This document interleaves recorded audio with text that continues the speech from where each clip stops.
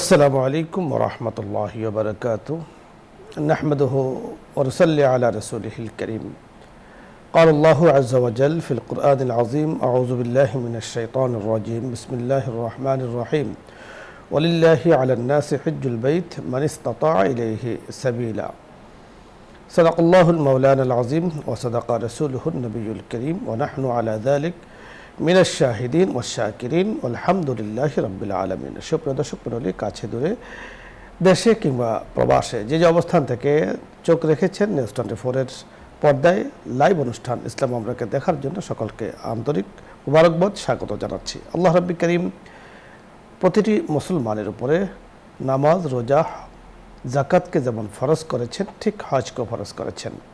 হজ ইসলামের 5টি গুরুত্বপূর্ণ স্তম্ভের একটি গুরুত্বপূর্ণ বিধান। তাই এই হজের জন্য প্রস্তুতির প্রয়োজন।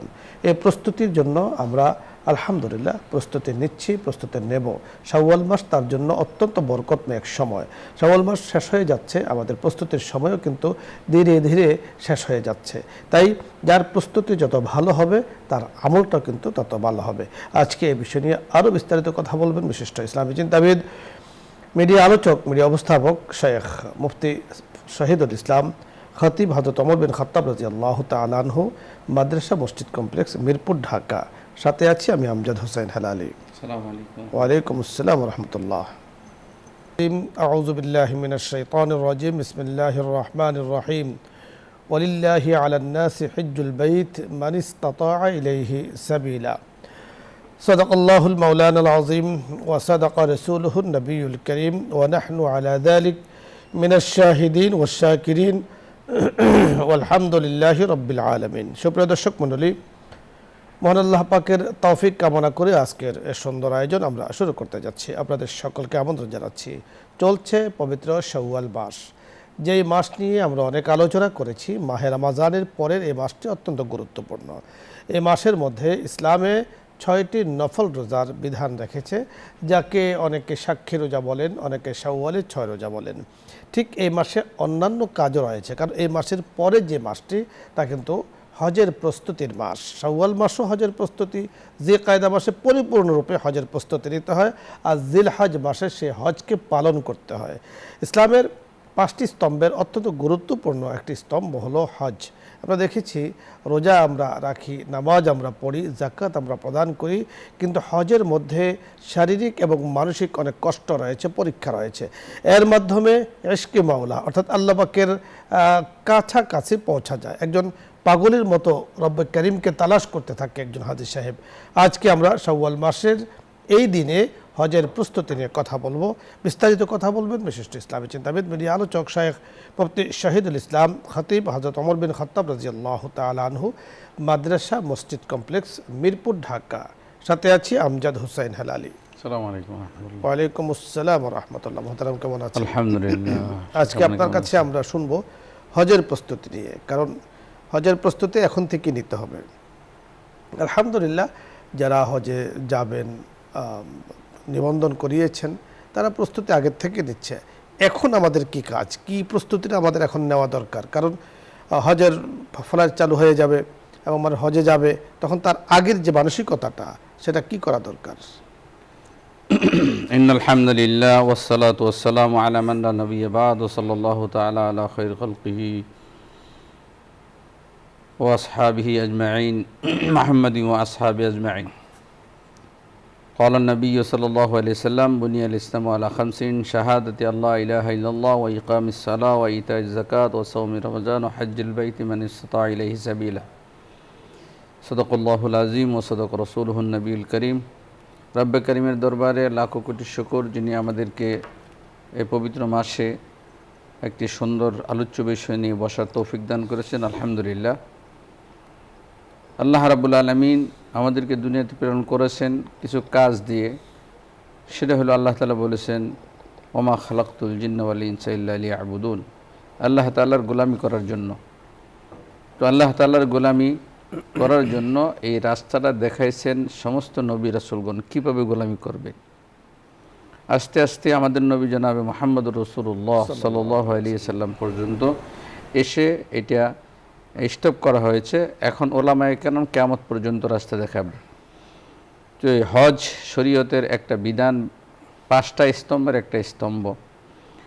হজকে এমন গুরুত্ব দেওয়া হয়েছে, যেখানে সূরাতুল হজ কোরআনে আছে, হজের কথা বারবার বলা হয়েছে এবং হাদিসের মধ্যে বলা হয়েছে যে ব্যক্তি মান হাজ্জা ওয়ালাম ইয়ারফাস ওয়ালাম ইয়াফসুক রাজা কায়াউমিন ওয়ালাদাতহু উম্মুহু, যে ব্যক্তি সহি শুদ্ধভাবে হজ করলো সে নবজাতক শিশুর ন্যায় নিষ্পাপ হয়ে যায়।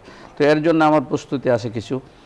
প্রস্তুতি হলো, প্রথম যে তালাবুল ইলমে ফরিজাতুন আলা কুল্লি মুসলিম ও মুসলিমা, প্রত্যেক নরনারীর উপরে এলেম শিক্ষা করা ফরজ। কতটুক? যখন যে এলেমটুকু তার প্রয়োজন হবে। যখন নামাজ পড়ি, আমার নামাজের যাবতীয় এলম আমার জানা ফরজ। তো আমি হজে যাব, হজের যাবতীয় জিনিস আমাকে জানতে হবে এবং সেই অনুযায়ী আমল করতে হবে, তখনই আমার হজ হবে। যেমন হজের মধ্যে কিছু ফরজ আছে, ওয়াজিব আছে, সুন্নতে মুআক্কাদা আছে, ফরজের মধ্যে কিছু নিষেধ আছে যেগুলো করা যাবে না, এই জিনিসগুলো জানা এবং সর্বোপরি আল্লাহ পাকের কাছে সদায় সর্বদাই দোয়া করতে থাকা, আল্লাহ তাআলা যেন হজ্জে মাবরুর করার তৌফিক দান করেন। তো এই অনেক সময় দেখা যায় যে হজ করার পরেও সে তার গুনাহ থেকে সে মুক্তি হইতে পারল না। এটা কখন বোঝা যাবে? যখন হজের পরে তার কোনো পরিবর্তন দেখা যাবে না। এই জন্য বলছে হজ করার আগে আবার হজ করো, মানে হজ করার আগে তোমাকে তৈরি করে নাও, তুমি 5 ওয়াক্ত নামাজ জামাতের সাথে পড়ো, তুমি সুন্নতের উপরে সুন্নতে ইত্তেবা করতে থাকো, সুন্নতি পরিবেশ তুমি চলতে থাকো এবং শরীরের যত্ন নিতে থাকো। যেহেতু আরেকটা পরিবেশে যাইতে হবে, আরেকটা আবহাওয়ায় যাইতে হবে, এই জন্য শরীরকে মানে সুস্থ করে ওঠানো, শরীরের উপর শরীরের দিকে নিজের স্বাস্থ্যের দিকে লক্ষ্য রাখা এবং হজের যাবতীয় মাসাইলগুলা এখানে বেশি বড় বিশেষ কিছু না।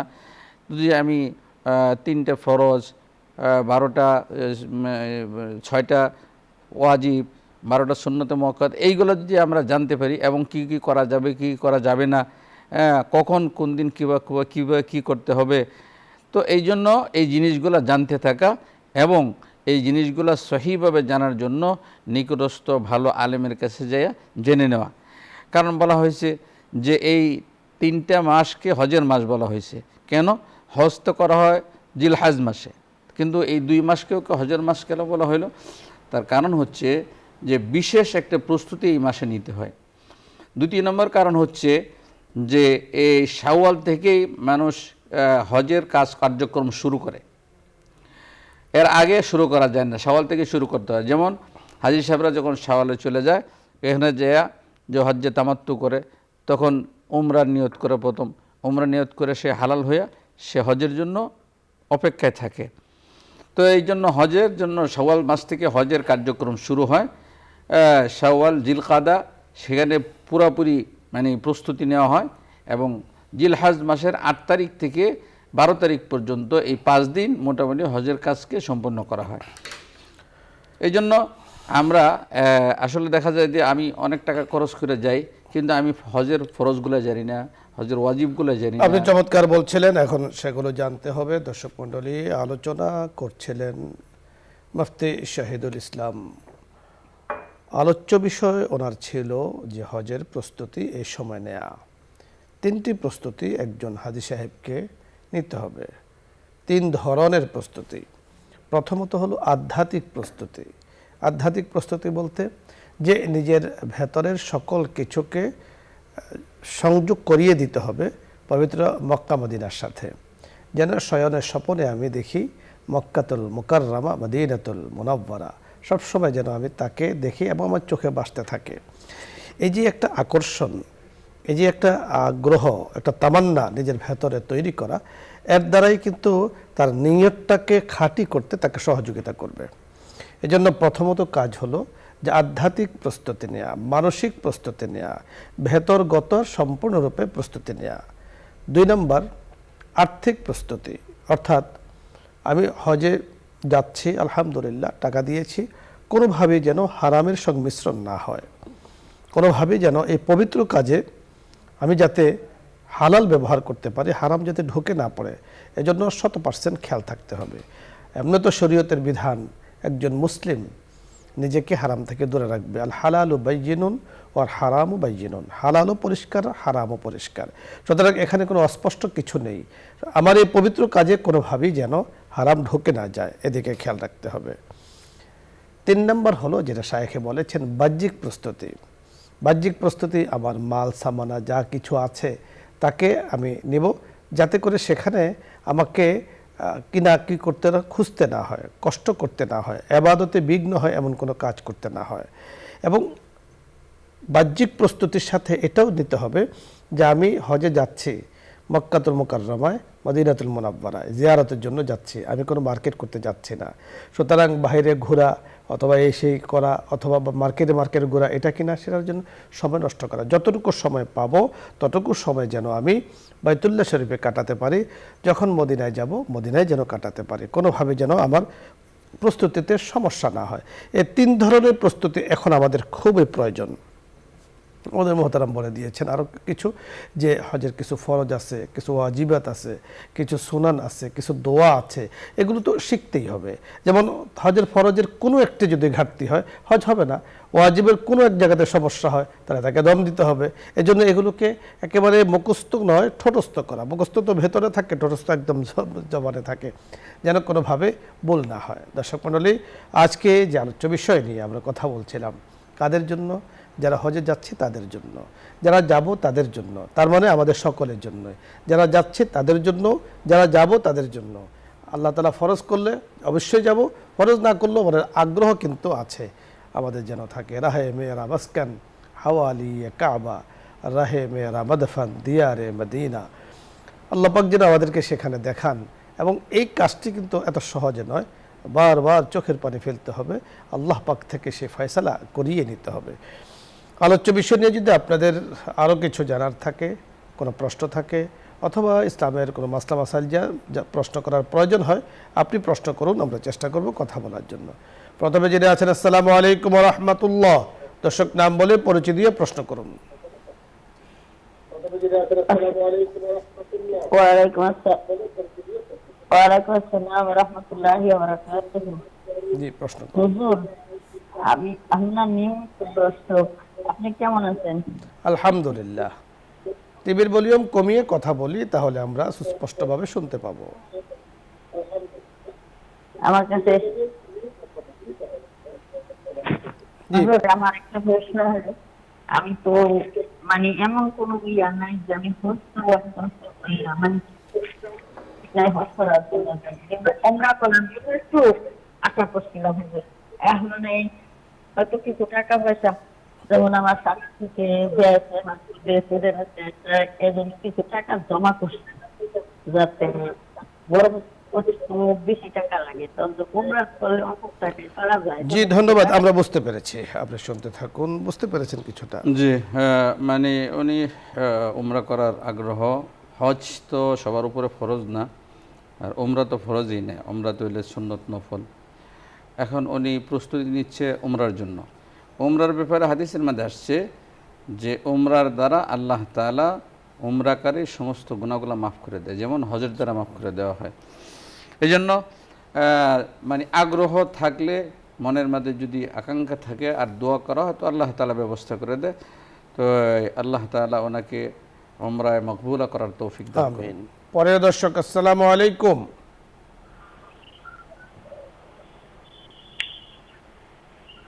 দর্শক শুনতে পেয়েছেন? প্রশ্ন বলুন।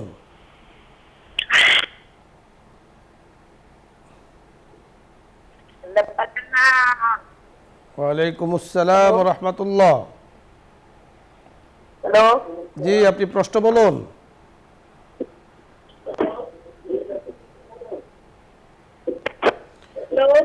হ্যালো, জি, আপনি কথা বলুন।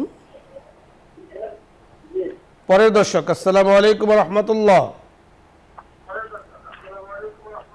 ওয়ালাইকুম সালাম ওয়া রাহমাতুল্লাহি ওয়া বারাকাতুহু। হুজুর, আমি সুন্দর জামালপুর থেকে বিনোদ বলছিলাম। জি, হুজুর, আমার দুটো প্রশ্ন। প্রথম প্রশ্নটা হলো যে কোন ব্যক্তির উপর ফরজ হওয়ার পরও যদি ফরজ থাকবে, তার জন্য আল্লাহ বড় শাস্তির বিধান কি? আর 2 নম্বরের প্রশ্ন হলো যে রাসূল সাল্লাল্লাহু আলাইহি ওয়াসাল্লাম জীবনে কতবার ফরজ এবং কতবার উমরা করেছেন? জি, ধন্যবাদ। দুটো প্রশ্ন খুবই গুরুত্বপূর্ণ। কোনো ব্যক্তি যদি জীবনে হজ ফরজ হওয়ার পরও না করে তার ব্যাপারে হুকুম কি? এটা তো ফরজ, ফরজ ছাড়লে কবিরা গুনাহ হয়, কবিরা গুনাহ করলে সে ফাসেক হয়। এক।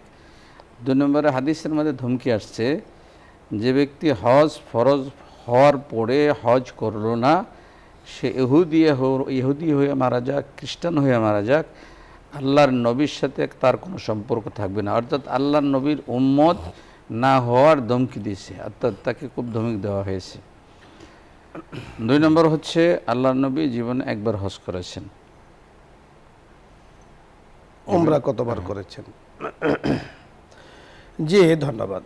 কোনো ব্যক্তি যদি হজ না করে ফরজ হওয়ার পরও, তাহলে দেখুন নামাজ ফরজ হওয়ার পরও যদি নামাজ না পড়ে তাহলে তার শাস্তি কি? রাসূল আকরাম সাল্লাল্লাহু আলাইহি ওয়াসাল্লাম বলেছেন, মান তারাকা সালাতান মুতাআম্মিদান ফাকাদ কাফার। কোনো ব্যক্তি যদি কোনো নামাজকে ইচ্ছাকৃতভাবে ছেড়ে দেয় তাহলে সে যে কাজটি করেছে কুফরি কাজ করেছে। আর যদি অস্বীকার করে তাহলে ঈমানের দায়রা সীমানা থেকে সে কিন্তু বের হয়ে যাবে। ঠিক হজ ফরজ হওয়ার পরও যদি হজ না করে, তার ইসলামের 5টি গুরুত্বপূর্ণ একটি স্তম্ভের সেটা তিনি করেননি। যদি অস্বীকার না করে থাকেন তাহলে ঈমান থেকে চলে যাবেন। অলসতা প্রদর্শন করে যদি করে থাকেন তাহলে মারাত্মক গুনাহগার হবেন। আল্লাহ রাসূল বলেছেন, ফালাইসা মিন্না, সে রাসূলের উম্মত নয়। আল্লাহ তাআলা বলেছেন তার ব্যাপারে আল্লাহ পাকের কোনো দায়িত্ব নেই, অর্থাৎ অলসতা করে থাকলে। এজন্য মনে যদি ইচ্ছা থাকে হজ করতে পারছি না, তাহলে তার সন্তান যারা আছে তাদের উচিত তার পক্ষ থেকে হজ করিয়ে নেয়া। যিনি হজ করেছেন অভিজ্ঞ কোনো লোক দ্বারা, এজন্যই বদলি হজের বিধান রাখা হয়েছে। আর যেই প্রশ্নটি আপনি করেছেন, রাসূল আকরাম সাল্লাল্লাহু আলাইহি সাল্লাম কয়বার হজ করেছেন? একজন মানুষের উপরে জীবনে একবারই হজ ফরজ হজ একবারই রাসূল আকরাম সাল্লাল্লাহু আলাইহি সাল্লাম তা করেছেন। উমরা করেছেন 4 বার, কোনো রওয়ায়াতে আছে উমরা করেছেন 6 বার। আশা করছি আপনি বুঝতে পেরেছেন। এক সময় সুলহ হুদায়বিয়ার সময় করেছেন, আরও বিভিন্ন সময় উমরা করেছেন। ধন্যবাদ। পরের দর্শক, জি আসসালামু আলাইকুম ওয়া রাহমাতুল্লাহ। ওয়ালাইকুম আসসালাম। হুজুর, প্রশ্ন করুন। হুজুর আমি একটা কথা জানতে চাচ্ছি হুজুর। জি বলুন। হুজুর, এই হজ করতে যাওয়ার আগে কি ওমরা হজে যাইতে হয় হুজুর? জি ধন্যবাদ, সুন্দর একটি বিষয় জানতে চেয়েছেন। হ্যাঁ, অনেকে ধন্যবাদ। হজ করার আগে উমরা করতে হয় না। হজ 3 প্রকার, একটা হলো হজ্জে তামাত্তু, একটা হলো হজ্জে কেরান, আর একটা হলো হজ্জে ইফরাদ। তামাত্তুর সাথে উমরা আছে, হজ্জে কেরানের সাথে উমরা আছে, হজ্জে ইফরাদের সাথে উমরা নেই। উমরাটা হজের মধ্যেই, শুধু আপনি যদি হজ্জে ইফরাদ করেন তাহলে সেখানে উমরা নেই, শুধু হজই করবে সে। অর্থাৎ যারা আমাদের দর্শক জানতে চেয়েছেন যে হজ করার জন্য উমরা শর্ত কিনা, আসলেই মানে উমরা 2 ধরনের। এক ধরনের উমরা হলো যে নফল উমরা, যেটা জীবনের যে কোনো সময় আপনি করতে পারেন, বছরের যে কোনো সময় করতে পারেন, এটা হজের সাথে সম্পৃক্ত না। অর্থাৎ আপনি উমরা করলেও সমস্যা নেই, না করলেও সমস্যা নেই। আরেক উমরা হলো হজের অংশ, যেটা হজে তামাত্তু আপনি বলেছেন, সেই উমরা তো তাকে করতেই হবে। অর্থাৎ হজ করার আগে তাকে সেই উমরা করতে হবে। উনি ইহরাম বাঁধবেন বাংলাদেশ থেকে, এরপরে মক্কাতে যাবেন, সেখানে গিয়ে উনি উমরা করবেন, কমপ্লিট করে উনি হালাল হয়ে যাবেন, স্বাভাবিক জীবনযাপন করবেন। ঠিক হজের আগে আবার ইহরাম বেঁধে আবার উনি হজের জন্য প্রস্তুতি নেবেন। একই মূলত হজ্জে তামাত্তু বলে। এ তো করতেই হবে, হজ করার আগেই কিন্তু উমরা করতেই হবে। আর নর্মাল এমনি অন্যান্য মাসে উমরা করা এটা জরুরি না। তবে হজের মাসে যদি কোনো ব্যক্তি উমরা করে তাহলে তার উপরে কিন্তু হজ অত্যাবশ্যকীয় হয়ে যায়, তাকে হজ করতেই হয়, বিশেষ করে শাওয়াল, জিলকাদ, জিলহজ। এজন্য উমরা করলে হিসেব করে করা। আর যখন আমি মুসলিম, আমি উমরা করছি, তো আমি নিয়ত করবো আল্লাহ পাক যেন আমাকে হজ করারও তৌফিক দান করেন। পরের দর্শক, জি আসসালামু আলাইকুম ওয়া রাহমাতুল্লাহ। ওয়ালাইকুম আসসালাম। আসসালামু আলাইকুম হুজুর, ভালো আছেন? জি আলহামদুলিল্লাহ। হুজুর, আমার একটা প্রশ্ন। বলুন। রাতে নফল নামাজ পড়ার পর তাহাজ্জুদ নামাজ পড়তে পারবো? জি মানে অবশ্যই একটাকে দুটোটা কি পড়তে পারবো? জি, কোনো সমস্যা নেই। শেখ সমস্যা আছে? না, কোনো সমস্যা নেই। তাহাজ্জুদের নামাজও নফল, যে যাকে নফল আপনি বলছেন সেটাও নফল। তো নফল তো পড়তেই পারবেন, যত রাকাত পড়া যায়, বেশি যত পড়া যায় ততই ভালো। পরের দর্শক, আসসালামু আলাইকুম। হ্যালো, আসসালামু আলাইকুম। ওয়ালাইকুম আসসালাম। আমি চিরন থেকে। জি বলুন। হ্যাঁ, মনে করেন আমার শ্বশুর তিনটে ছেলে, একটা ছেলের সঙ্গে কিছু দিয়ে দেয়, আবার অনেকগুলো দিতে পারে, অনেকগুলো দিতে, কিন্তু এমনিতে বাবা মার সাথে করা যায় না, কিন্তু নামাজ পড়ে না, কোনো কিছুর না, কিন্তু যে কাজগুলো করতেছে ওটা তো ঠিক করতেছে না, কিন্তু আমাদের সাথে খারাপ ব্যবহার করতে পারি না। এখন হুজুর আপনি বলেন আমরা কি জি ধন্যবাদ, কিছু বুঝতে পেরেছেন। আসলে মানে কোনো অনেক দূর থেকে হয়তো বা বলেছেন, আমাদের কাছে অস্পষ্ট হয়ে আসছে। মাদ্রাসায় পড়েছে বা এই ধরনের কিছু, তিনটা ছেলে মানে একটা মানে দিনের উপর নাই এরকম বলছে। জি, সন্তানকে দ্বীনের উপরে আনার জন্য কোরআনে কারীমের হুকুম, ওয়া'মুর আহলাকা বিস-সালাতি ওয়াসতাবির আলাইহা, তুমি তোমার পরিবারকে দ্বীনের উপর রাখো। হয়তোবা সন্তান দ্বীনের উপরে নেই, এই জন্য মা হিসেবে ওনার আক্ষেপ চলতেছে। শেখ ধন্যবাদ। দর্শক মণ্ডলী, আপনাদের সকলকে ধন্যবাদ জানাচ্ছি। অনেক দর্শককে দেখতে পাচ্ছি আমাদের সাথে যুক্ত আছেন, তবে এই যুক্ততাকে আল্লাহ তাআলা যেন কবুল করেন। যারা প্রশ্ন করার সুযোগ পেয়েছি আলহামদুলিল্লাহ। প্রশ্নের উত্তর নিয়ে কথা তো শুধুমাত্র যিনি প্রশ্ন করেছেন ওনার জন্য না, সকলের জন্য, আমাদের জন্য, আপনাদের জন্য। এজন্য প্রতিদিনই যদি আমরা এখানে যে মাসআলাগুলো আলোচনা হয়, প্রতিদিন একটি করে মাসআলা আমরা শিখি, তাহলে 30 দিনে 30টি মাসআলা কিন্তু আমাদের শেখা হয়ে যাবে। আবার বছরে প্রতিদিন, যেহেতু অনেক দর্শক কিন্তু আমাদের নিয়মিত এখানে আছেন, প্রতিদিন বছরের যত দিন 365 দিন, 365টা মাসআলা যদি শিক্ষা হয়ে যায়, আবার আলহামদুলিল্লাহ আমরা সকলেই অন্তত এক বছরের মধ্যেই দ্বীনের উপরে চলা আমাদের জন্য আল্লাহ পাক সহজ করে দেবেন। সত্যি এই প্রোগ্রামের গুরুত্ব রয়েছে, এই প্রোগ্রামের সাথে আল্লাহ পাক আমাদেরকে যুক্ত রেখেছেন। আল্লাহ তাআলার রহমত কামনা করে আজকের মতো বিদায় নিচ্ছি। আসসালামু আলাইকুম ওয়া রাহমাতুল্লাহি ওয়া বারাকাতুহু। এখন এর দোয়া হবে, দরুদ ইস্তিগফার পাঠ করি। আল্লাহুম্মা সাল্লি আলা সাইয়্যিদিনা ওয়া নাবিয়িনা ওয়া শাফিঈনা ওয়া হাবিবিনা ওয়া মাওলানা মুহাম্মদ সাল্লাল্লাহু আলাইহি وعلى آله وأصحابه وبارك وسلم. أستغفر الله ربي من كل ذنب وأتوب إليه. لا حول ولا قوة إلا بالله العلي العظيم. الحمد لله رب العالمين، والصلاة والسلام على أشرف الأنبياء والمرسلين. ربنا ظلمنا أنفسنا وإن لم تغفر لنا وترحمنا لنكونن من الخاسرين. ربنا لا تزغ قلوبنا بعد إذ هديتنا وهب لنا من لدنك رحمة إنك أنت الوهاب. اللهم اغفر لحينا وميتنا وشاهدنا وغائبنا وصغيرنا وكبيرنا وذكرنا وأنثانا. اللهم من أحييته منا فأحيه على الإسلام، ومن توفيته منا فتوفه على الإيمان. اللهم ارزقنا حجا مبرورا وسعيا مشكورا وعمرة مقبولا وذنبا مغفورا. اللهم ارزقنا زيارة روضة حبيبك. اللهم ارزقنا طواف بيتك. اللهم ارزقنا كلمة الطيبة عند الموت. اللهم ارزقنا توبة النصوح قبل الموت. اللهم إنا نسألك صحة كاملة. اللهم لا تخزنا في الدنيا ويوم القيامة. اللهم إنا نسألك العزة في الدنيا ويوم القيامة. رب ارحمهما كما ربياني صغيرا. হে মাওলায়ে করিম, দয়ার মায়া মেহেরবানি করিয়া আমাদের দুরুদ ও সালামের হাদিয়াটুকু সোনার মদিনায় পৌঁছায় দাও। আয় আল্লাহ, আমরা বেশক গুনাহগার। আয় আল্লাহ, তোমার নবীর উপরে দুরুদ ও সালাম পড়েছি। আয় আল্লাহ, এই উসিলা করে আমাদের অনুষ্ঠানকে তুমি কবুল মঞ্জুর করিয়া নাও। আয় আল্লাহ, আমাদের জীবনের তামাম গুনাহ খাতাগুলা মাফ করিয়া দাও। আয় আল্লাহ, জীবনের সমস্ত নেক আমলগুলা কবুল করিয়া নাও। আয় আল্লাহ বসুন্ধরা গ্রুপকে কবুল করিয়া নাও। আয় আল্লাহ সমস্ত বিপদ আপদ মুসিবত থেকে হেফাজত করো। আয় আল্লাহ চেয়ারম্যান মহোদয়, এমডি মহোদয় সহ আল্লাহ যত কর্মকর্তা কর্মচারী আছে, আয় আল্লাহ সবাইকে তুমি আল্লাহ কবুল মঞ্জুর করে নাও। আয় আল্লাহ সবাইকে দুনিয়া আখিরাতে মওলা ইজ্জতের হায়াত দান করো। আয় আল্লাহ সাল্লাল্লাহু তাআলা আলা খায়রি খালকিহি মুহাম্মাদিন ওয়া আলিহি ওয়া আসহাবিহি আজমাইন। আমিন বিরহমাতিকা ইয়া আরহামার রাহিমিন।